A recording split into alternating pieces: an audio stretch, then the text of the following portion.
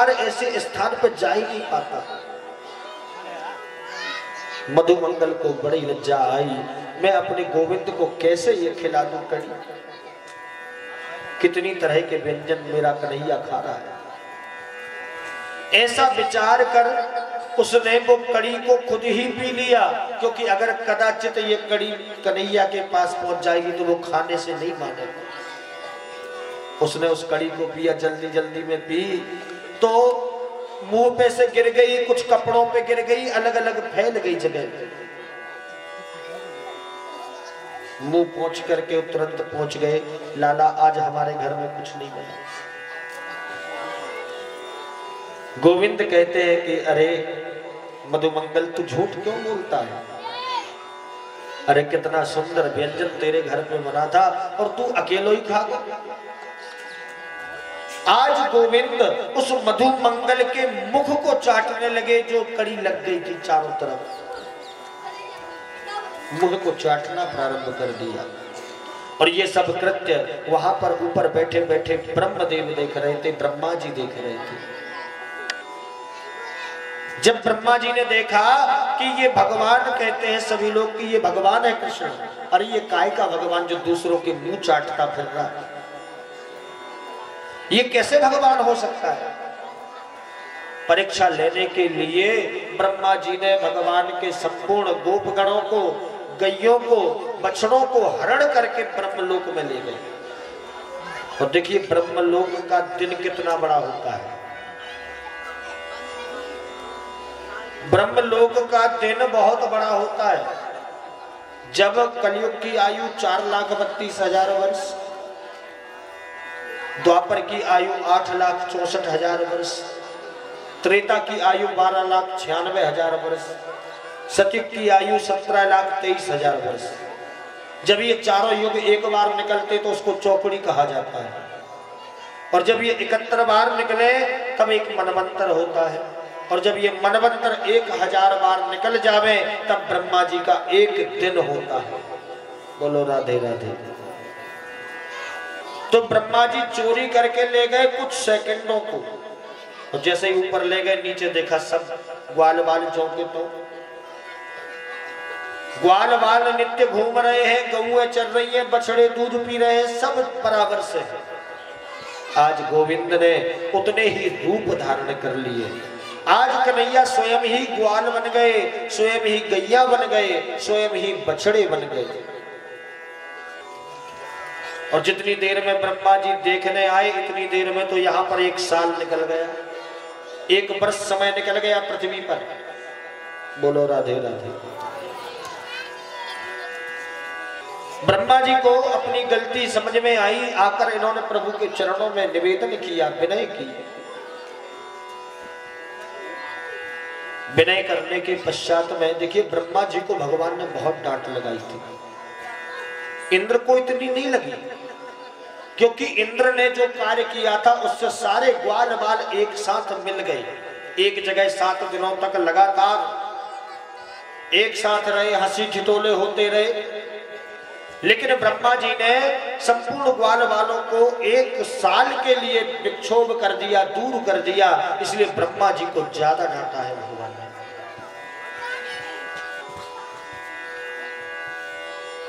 हम लोग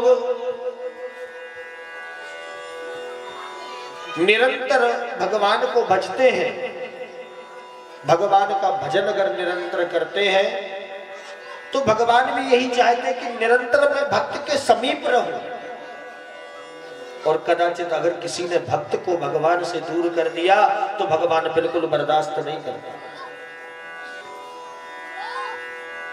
बिल्कुल भी पसंद नहीं करता। और देखिए कुछ लोग तो ऐसे भी होते हैं जो यज्ञ विध्वंसक होते हैं।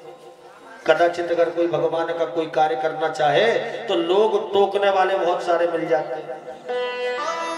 अरे काय को व्रत कर रहा है, काय को पूजन कर रहे हो, काहे को यज्ञ कर रहे हो, होना क्या है। देखिए मेरा कहना तो ये है कि जब से ये यज्ञ बंद हुए हैं, पहले के समय में हर वर्ष हर ग्राम में यज्ञ होते थे, हर घर में प्रतिदिन यज्ञ होता था, प्रतिदिन हवन होते थे। जब से ये यज्ञ बंद हुए तब से ही ये दुनिया की बीमारियां फैलना प्रारंभ हो गई। वैज्ञानिक लोग भी मानते हैं कि हम जो हवन करते हैं, यज्ञ करते हैं, इससे जो धुआं उठता है ये वातावरण को पवित्र बनाने वाला है। बोलो राधे राधे। आज के समय में लोगों की आयु भी अल्प हो गई।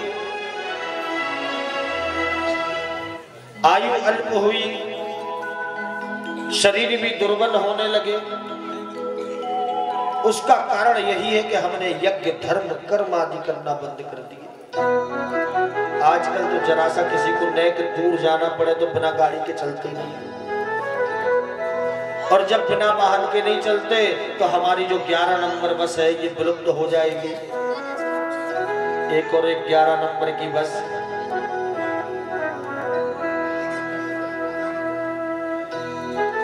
आज गोविंद के चरणों में इंद्रदेव ने बड़ी सुंदर स्तुति गाई, प्रार्थना की। पश्चात में भगवान ने गोपियों का चीर हरण किया, चीर चुराया। देखिए, वास्तव में कुछ लोग ऐसा मानते हैं कि चीर चुराने के लिए भगवान ने चीर क्यों चुराया, क्यों चुराया, चोरी की। अरे किसी के वस्त्रों का हरण करना ठीक है क्या? लेकिन वास्तविकता तो ये है कि भगवान ने चीर केवल उन्हीं के चुराए हैं जो माया का आवरण ओढ़कर बैठे हैं। जो सखियां माया का आवरण लगा के बैठी हैं, उनका माया का पर्दा हटाने के लिए भगवान ने वस्त्रों को उठाया। और कोई कहे कि अगर किसी वासना के माध्यम से भगवान ने चीर चुराया, अरे तो जो 7 साढ़े 7 साल का बालक है उसके अंदर भला क्या वासना? भगवान ब्रज में 11 वर्ष 56 दिन रुके केवल, इसके बाद तो मथुरा चले गए। ये जो लीला है वो 7 साढ़े 7 वर्ष की आयु की है। भगवान ने वस्त्रों का भेदन किया। देखिए, वास्तव में जल में कभी भी नग्न अवस्था में स्नान नहीं करना चाहिए,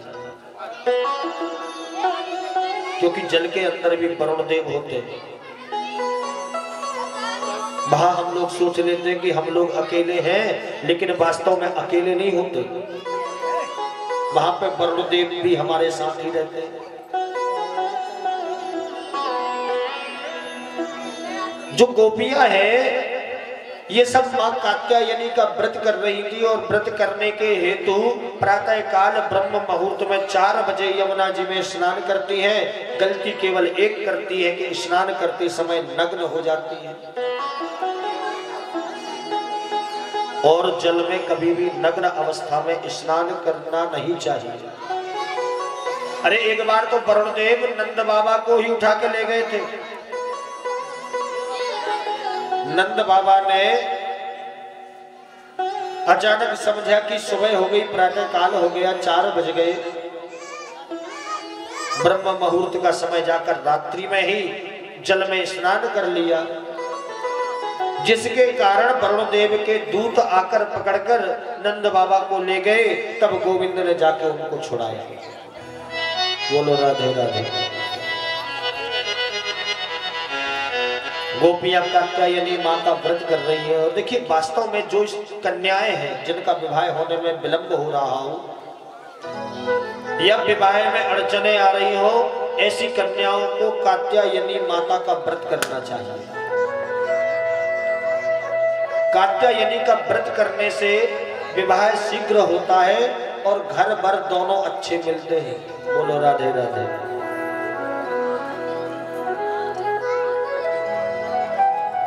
कात्यायनी का व्रत करते हुए इन्होंने स्नान किए। भगवान ने उनके वस्त्रों को हरण किया, डांट फटकार लगाई। हरि देवियों, वरुण देव के समक्ष नग्न अवस्था में आप लोग स्नान कर रही हैं तो आपका व्रत करना निरर्थक चला जाएगा। देखिए, हमने आपको पहले दिन से ही बारंबार बता रहे हैं कि भक्ति अगर करना है तो भक्ति के साथ ज्ञान और वैराग्य होना चाहिए। अकेले भक्ति करोगे तो फायदा नहीं, भक्ति के साथ ज्ञान भी होना चाहिए कि पूजन कैसे करना है, इसका नियम क्या है, किस समय नहाना है, किस समय भोजन करना है। हर व्यक्ति को ज्ञान होना चाहिए। ज्ञान भी हो, संसार से वैराग्य हो, तब जाकर के आपकी भक्ति की सार्थकता होगी।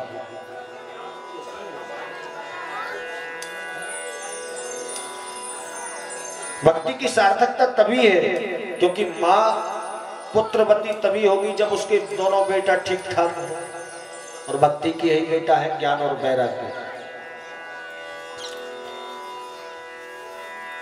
भगवान ने वस्त्र हरण करने के पश्चात सबको डांट फटकार लगाई, सबसे वचन लिया कि आइंदा कभी भी जल में नग्न अवस्था में स्नान ना करें। जब गोपियों ने वचन दिया तो सबके वस्त्र दे दिए। पश्चात में एक दिन कन्हैया गौएं चराते हुए जंगल में गहन वन में प्रवेश कर गए।